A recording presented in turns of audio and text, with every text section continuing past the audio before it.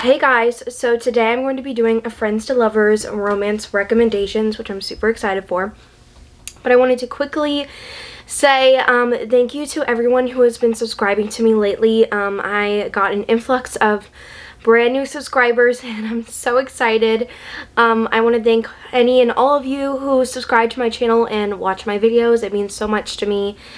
And I want to thank Jess for giving me a little shout out because that really boosted my channel. So let's get into this video. The first book I want to talk about is Lady Goldie by Kalia Reed.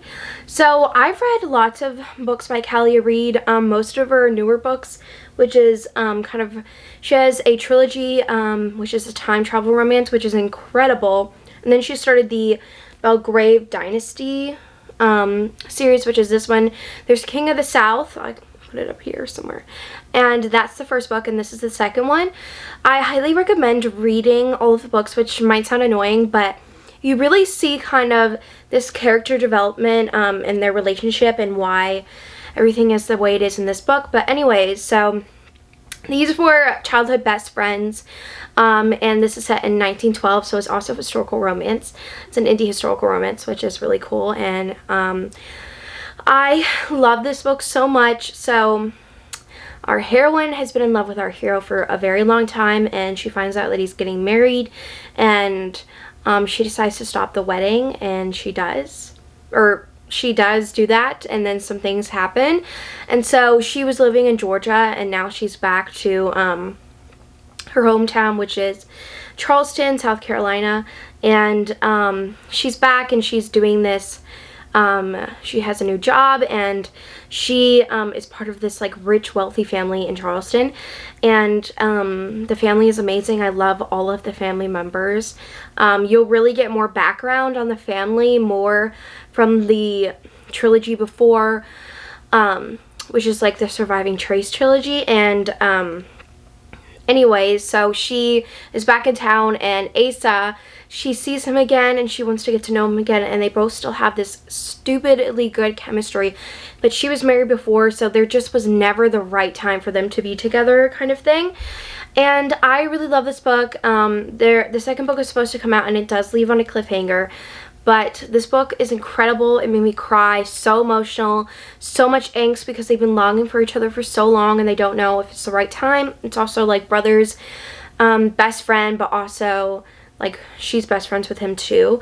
And it's incredible, lots of longing on both parts over spans of years, and I really love this book.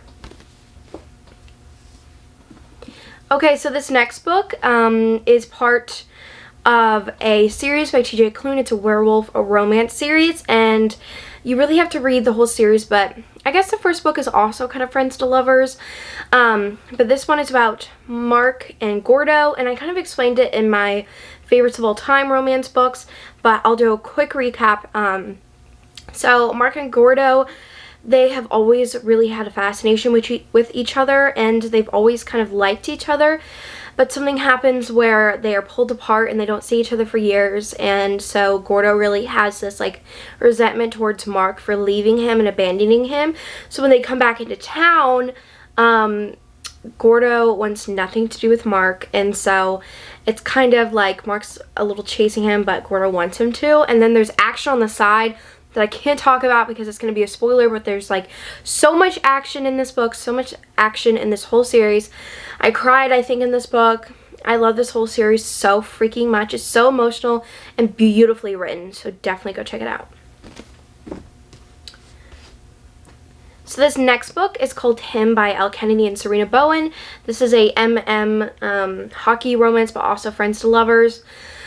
So, both of our main characters have been best friends for years. They have gone to this hockey camp during the summer, and one summer they kind of blur the lines between friends, and so something happens and then they never talk for years, and then they see each other again at a hockey game.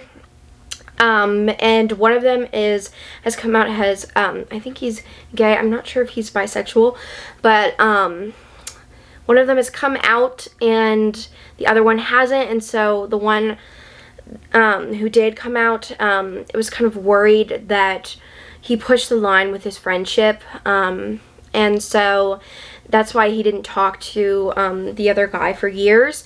And so they reconnect again when they both are working at the summer camp, and they start experimenting together with a relationship, and it's so good. I loved how patient Ryan was with Jamie, and well, he's really called Wesley in the book, but I just call him Ryan sometimes. And I loved how patient Wesley was with Jamie, and it was such a good read. I need to read the second one, but definitely go pick this up if you want a good sports romance. This next book is called The Score by Elle Kennedy. This is the third book in the series. Oh my gosh, off-campus series. Can't believe I just kind of forgot that for a second. So this book series is a hockey romance, and this one is between Dean and Allie, and so they kind of start a friends benefits relationship, and it's really good. I love Dean. He's kind of like this beautiful, handsome model guy who kind of gets with all the girls, and I thought this was hilarious. I really liked Allie and Dean's characters, and it was such a great read, and it's hilarious, and it has Twilight references, which I thought were so good in this book, so definitely go check it out.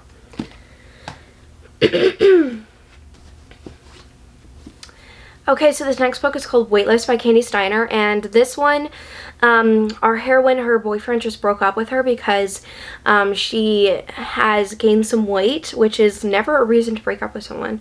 And so she wants to get back in shape, and so she decides to get a personal trainer. And while he's like this hot shot guy who is older, mysterious, never really talked to, kind of has been warned about, and she starts connecting with him, and she kind of shifts her focus on why she wants to lose weight, and she's really doing it for herself. And then there's this other side plot of something mysterious happening, which I can't talk about, and the synopsis is very vague, but it's so good. I love this book so much. He's trying to figure out where his sister went because she's missing, and she's trying to go through her emotions of why she's losing weight and where she wants to go after high school. And it's incredible. It's such a great read. Go check it out if you haven't. This next book is called Take a Hint, Danny Brown, and this is a very popular book by Talia Hibbert, but it's so good and deserves the hype. So this book is about Danny, and so she is a professor, and the security guard there she's become friends with over the years, and something happens where there's an emergency in her building, and so she also she gets he picks her up and takes her out, and it becomes this whole big thing of him carrying her and saving her, and so they decide to fake date and to keep that buzz because I think he's a rugby player, or he's doing something. I can't quite remember, but it's really cute, really funny, and I really enjoyed this book. I loved both characters so much, and Danny is so hilarious. Definitely go pick this up if you haven't already.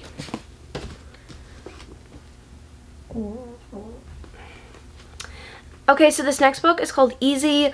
This is a new adult romance set in college, and so the first couple of chapters, something happens to our heroine where she almost gets raped. So if that is triggering at all, please don't read this book, because that's kind of one of the main plots of this book. And so the hero actually saves her, and so they go through the rest of the book is kind of her dealing with that and falling in love with him, and trying to figure out how to get the guy who did this to her, have him accountable for it, and stuff starts happening, and it's really good. I loved the hero so much. He was so sweet and patient with her, and it's really good. It's definitely on the lighter side of spice, so be aware of that if you want something more spicier in your new adult romances, but this was super sweet, and I really liked how it discussed sexual assault and sexual abuse, and how both characters dealt with it. It was an incredible read, so definitely go pick this up if you haven't already. Okay, so this next book is called Inked in Lies by Gianna Darling. It's a friends to lovers romance, of course.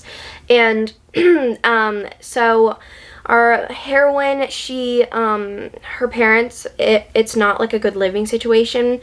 So she moves in next door with her next door neighbors, and they have this huge big family. And our hero, Nova, is in that family, and he's older than her, so it's also a age gap.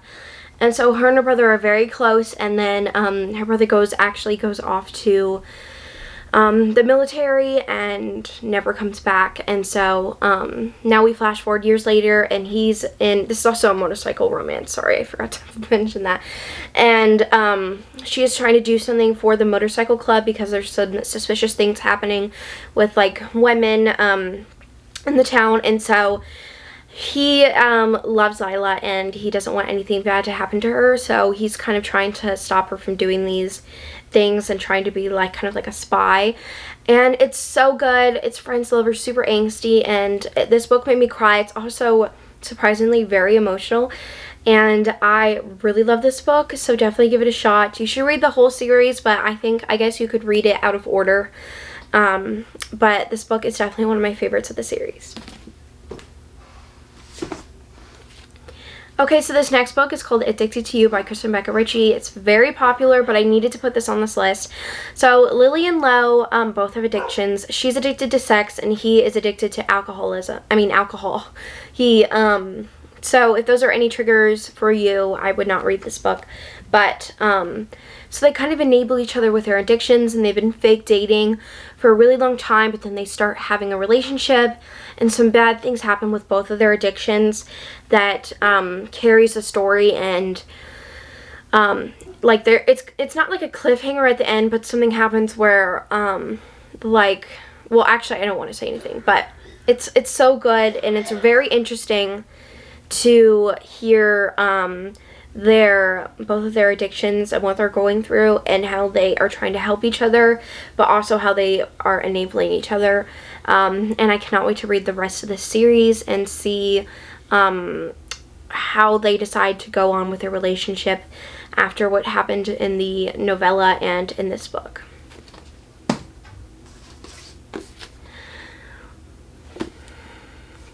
So this next book is called The Kingmakers.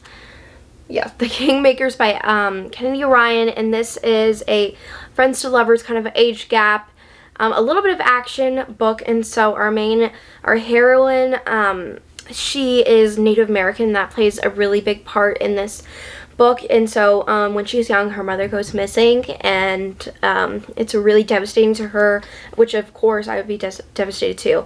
And she doesn't know what happened to her mother, and so we flash forward years later, and she's at this like rally for I think it's like a pipe build. And so our hero is there too, but he is like rallying with her, but he actually is a part of the like pipe like line thing in some way. Like he's aiding it, but he doesn't want to. And so she doesn't know that though yet, and so it flash forwards years later again, and there is an age gap, so he doesn't feel comfortable like getting with her then. And so flash forward years later, they both meet, I think it's in like Switzerland or maybe Sweden or something like that. And that's when their romance sparks up, and they kind of get together for a couple of weeks, and they have plans to get back together, but then he goes off to Antarctica and does stuff, and then she finds out that he like was doing this sus stuff. So anyways, it's love that spans years, and it's very good, and I love all the research that Kennedy Ryan puts in her books, and this was an incredible read. I love the romance in this, and then he is part of like the environment. He's very and climate change, like he wants to stop climate change, and so he kind of is trying to do that. That's like his job, and she agrees with him, but she also feels betrayed from what he did, and she's like a very in the political world, and so she's actually helping his brother become like a candidate for the president or something. I'm kind of explaining this bad, but it's really good, and you should read it. It's not heavily political if you don't like heavy political like romance books. I know Red, White, and Blue was kind of heavy political and some people didn't like that. It's not like that at all, but it's really good. So just go read it. It's really good, I promise. I kind of explained it really bad, but it's an amazing read, and it does leave on a cliffhanger, so I would suggest getting the second book if you want to read this one or have it available so you can just dive in.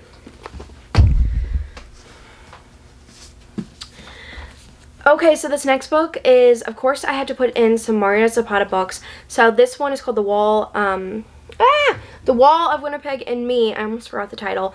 And so this is a marriage to convenience story, and so our heroine has been in the assistant to this football player, and they've never really been like close at all, and so he randomly asked if she would marry him because he needs to be able to stay in the States, and he's actually from Canada. And so she says yes, and so they get married, and things take off from there. They start becoming friends. And it's really cute. I really like this book, and I love Mariana Zapata books, and it definitely took a minute for them to get together, like all of Mariana Zapata's books, but it's so worth it. It's super cute. I loved her family, and I thought it was really cute. And her best friend is in another book, which I really love, which is Wait For It. But definitely go check this one out. It's football romance, marriage of convenience, super good, super great. Go check it out. Even though it's a chunker, it's so worth it. Okay, so this next book is called All Roads Lead Here. This is another Mariana Zapata book. This is a single dad romance, and so our heroine had just got divorced and she moved to this small town to kind of where she grew up to find like peace with what happened to her mother because her mother went missing. And so she gets to stay in this house, this apartment. She gets this like place to live.